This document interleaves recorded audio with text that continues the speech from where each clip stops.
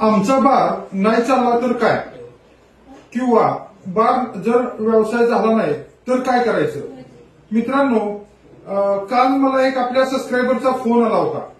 त्यांनी सुरुवातीला मला बार कसा चालू करायचा, त्याच्या संदर्भातली खर्च किती येतो याची माहिती त्यांनी संपूर्ण विचारली. जवळपास 10-15 मिनिटं मी त्यांना ती सगळी माहिती समजावून सांगितली.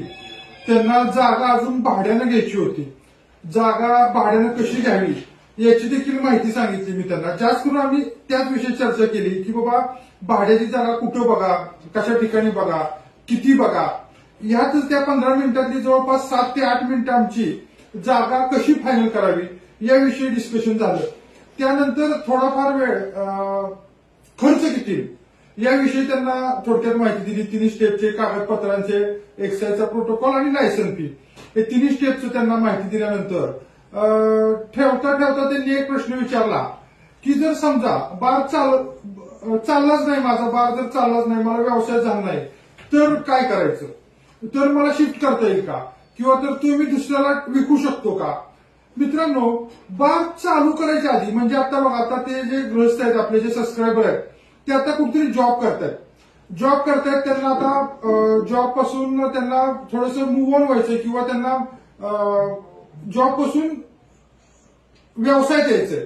मग ते व्यवसायाचा शोध करत होते तर त्यांना बार, परमिट रूम, बिअर बार, लिकर हा इंडस्ट्री त्यांना चांगली वाटली. मग त्यामध्ये त्यांनी स्वतः शोध केला की कुठली लायसन मिळत आहेत, कुठली लायसन केवढ्याला आहेत, हा त्यांनी त्यांचा थोडाफार स्टडी केला.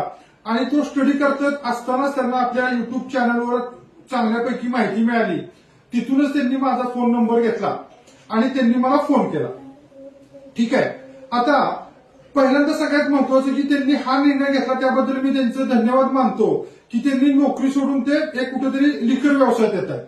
ठीक आहे. त्यासाठी त्यांनी योग्य डिसिजन घेतला आणि आपल्याला कॉन्टॅक्ट केलं. त्यासाठी त्यांना मी पूर्णपणे जागेची कशी निवडावी, किती स्क्वेअर फूट असावी, कुठल्या एरियात बघा, कुठं तुम्हाला लायसन फी कमी आहे हे तुम्हाला कसं ओळखायचं, त्यातून पण आणि तुम्हाला काय अडचण आली तर तुम्ही मला कॉन्टॅक्ट करा, अशा प्रकारची बऱ्यापैकी सर्व माहिती दिली. खर्चाची माहिती दिल्यानंतर परत माणसं म्हणजे काय माहितीये का, या ठिकाणी आपल्याला माइंडसेट तुमचा बदलला गेला पाहिजे, आपला माइंडसेट बदलला पाहिजे. आता बघा, बार टाकला, कुठलाही व्यवसाय असू दे, तो टाकला तर चालल न चालल याची सगळी जबाबदारी कोणावर आहे, तुमच्यावर आहे. सगळ्यात महत्वाचं तुमचं स्पॉट लोकेशन काय, लिकर व्यवसायाचं लोकेशन काय. जनरली बरं का मित्रांनो, एक लक्षात घ्या, लिकर व्यवसाय जनरली फेल जात नाहीत. फेल जायच्या 2 परिस्थिती मी सांगतो. एक म्हणजे मालकच तिथे बसून दारू प्यायला लागला तर, आणि दुसरी म्हणजे लिकर व्यवसायातला पैसा जर तुम्ही बाहेर काढला इतर व्यवसायात. आता पूर्वीची लोक तशी बरीच करायची की जरा व्यवसाय झाला की गाडी घोडं घे, बंगले बांध, लग्न कर, सोन्याच्या चेना कर, किंवा आणि पनवेल बिनवेलला जाऊन पैसे खर्च कर मोठ्या प्रमाणात. अगदी एकेका दिवशी जाऊन माणसं 1-1 लाख रुपये उडून आली, आम्ही स्वतः बघितलेलं आहे. तर अशा प्रकारे जर तुम्ही नाही केलं तर हा व्यवसाय फेल जायचं काहीच कारण नाही. पहिली गोष्ट बघा, आपल्याला 40% मार्जिन आहे, ही सगळ्यात महत्वाची गोष्ट. दुसरी गोष्ट, ह्याला एक्सपायरी नाहीये. सेल्फ म्हणजे कसं आहे, तुम्ही तुमच्या मेहनतीनं धंदा वाढवला, ही ग्रोथ वेगळी. ह्या व्यवसायाला सेल्फ ग्रोथच 20%. सेल्फ ग्रोथ म्हणजे काय, जर भारतातली मागच्या वर्षी 10 लिटर दारू पीत होती, म्हणजे 10 लिटर खपत होती, तर ती दारू ह्या वर्षी 120 लिटर खपणार. त्याला 2 कारण आहेत. एक म्हणजे लोकसंख्या वाढतेय, त्यामुळं माणसं वाढतायत, त्यामुळं माणसं वाढल्यामुळं ड्रिंक्स करण्याचं प्रमाण वाढतंय. आणि दुसरी गोष्ट म्हणजे ज्यांना, लक्षात घ्या, ज्यांना मागच्या वर्षी 100 रुपयाची दारू पिल्यानंतर जी नशा यायची तेवढी नशा यायला ह्या वर्षी त्यांना 120 रुपयाची दारू प्यायला लागते. रेट वाढलेत म्हणून पण, आणि तेवढं त्यांच्या शरीराला अल्कोहोलची जास्त गरज असते. आता ह्या थोड्या अंतर्गत गोष्टी आहेत, परंतु मेन सांगायचा उद्देश काय आहे की सेल्फ ग्रोथ ह्या व्यवसायाला 20%. ठीक आहे. आणि जर तुम्ही तुमच्या मेहनतीनं, म्हणजे बाबा तुम्ही गार्डन केलं, इतर फॅसिलिटी दिल्या, कॉम्प्लिमेंटरी स्नॅक्स ठेवला, फूड क्वालिटी चांगली ठेवली, हॅपी आवर्स ठेवले, आणि काय तुम्ही जे ऍक्टिव्हिटी, स्क्रीन मोठी लावली, आयपीएल बीपीएलच्या वेळेस थोडा डिस्काउंट दिला, आणि ऑफर वगैरे काय चालवल्या, ऍडव्हर्टाईज चांगली केली, तर जो तुम्ही तुमच्या मेहनतीनं व्यवसाय वाढवाल हा तर वेगळा, सेल्फ ग्रोथ 20%. हे सगळं आहे. एमआरपी नाहीये, माल खराब झाला, ट्रेंड बदलला. बाबा पूर्वी नोकियाचे फोन चालायचे, नंतर मग ते मोटोरोला आले, नंतर आता हे सगळे सॅमसंग म्हणा किंवा आयफोन म्हणा हे चालतायत. एक ट्रेंड बदलला, नोकियाचे फोन बघायला मिळत नाही. किंवा पूर्वी घड्याळ प्रत्येकाच्या हातात असायची. एचएमटी कंपनी तर बंदच पडली. थोडीफार टायटन वगैरे थोडीफार दिसतात अगदी प्रोफेशनल लोकांच्या हातात, पण तो ट्रेंड गेला. पूर्वी एसटीडी बूथ होते, कॉइन बॉक्स होते, आता ते सगळं मोबाईलला खाल्लेलं आहे.